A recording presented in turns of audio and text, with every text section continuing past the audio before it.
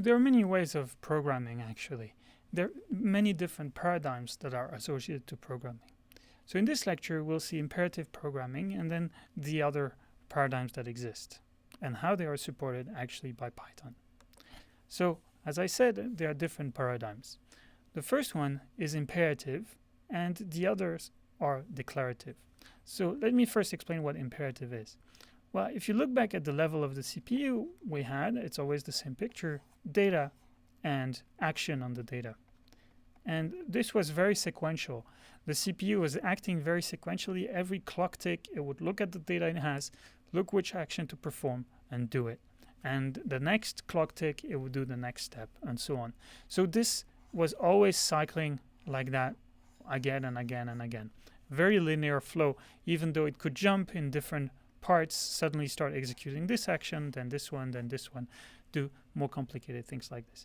But really, you could think of the program at the level of CPU as very linear and acting one statement after the other, one action after the other on the data. Okay, well, an imperative programming language is one that doesn't break this idea. It still has data and it still has actions on the data, and it takes the data and performs an action and so on and so on. So that's what imperative is. Imperative, you still have data and actions, but the difference is that this data is now much more complicated, this action is much more complicated, and when you translate from the programming language to the assembly code, well, one data might correspond to many different pieces of data organized in a very complicated way, and one action can correspond to many different actions organized in a very complicated way. Sure. So if you want an example, if you were to print something on the screen, if you are doing like print, quote, just one letter, well, this might translate into something like thousands, 5,000, 10,000 actions at the level of the CPU.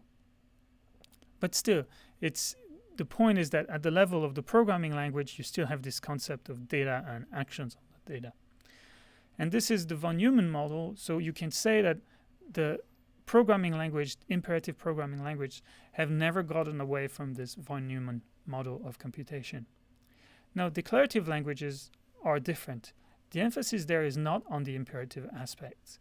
You have to give a general description of the goals, but still allow for an automatic translation into assembly code. And this assembly code has to be imperative, has to be a succession of operations on data.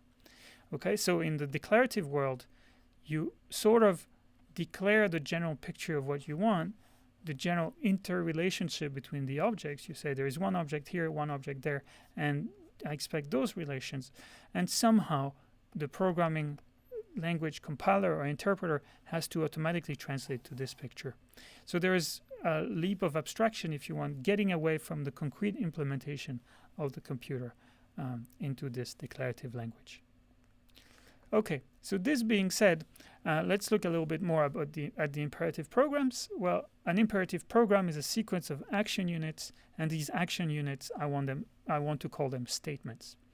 And each statement can do two things. It can either change some data in memory, as I just said, or alter the flow of execution. So if you have the data and you execute some action, well, actually this part is kind of part of that one. So you could also modify the data that decides which action to execute next. So this action here is to indicate that from now on you should execute that action there. Don't know if that's quite clear, but to alter the flow of execution, you have to change some data in memory as well.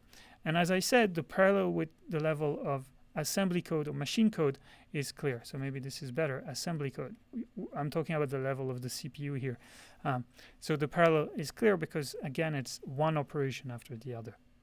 Okay, on the other hand, declarative programs, they don't have this imperative structure, but they can still be broken down into many different types. So the first type is functional programming. Functional programming works by specifying a lot of functions, and you use all those different functions and you combine them, you compose them to express the task that you want to perform. So you're more interested in explaining the actions on the data than really the data itself, if you want. Logical programming. So logical programming it goes in one extreme, specifying a lot of facts and rules and offering the ability to perform queries. So an example of a logical program would be that George is the son of William, William is the son of Charles, and Charles is the son of Elizabeth. And then you can start asking questions about the relationship between all those. So who is a grandparent of who? And this program will respond, assuming that it knows that a grandparent is the parent of a parent. So it's not clear how to translate this into an imperative program, but somehow the programming language has been, the compiler and the interpreter have been implemented in such a way that this is possible.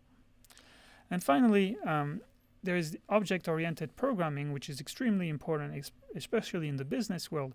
So object-oriented programming is the realization that you have actions and you have data, and oftentimes you have some actions that you want to perform on some type of data always. So it's not just some set of actions and some set of data and no link between them. You don't just have a big bag of actions and a big bag of data, but I mean, this is kind of true, but you also have some actions that are always related to some data, some actions that are always related to some data. And those are called objects in object-oriented programming, and the emphasis is on them. So you don't give all the actions and all the data, but you give all the objects, and each object comes with both action and data. Now, Python is a mostly imperative language. It's mostly a scripting language, so it gives an instruction after the other to execute. That makes it easy to learn, but it also has functional and object-oriented programming capabilities. So you can extend your programming in those directions using just Python. Okay, so this was for a general introduction to the different paradigms of programming, in particular for Python.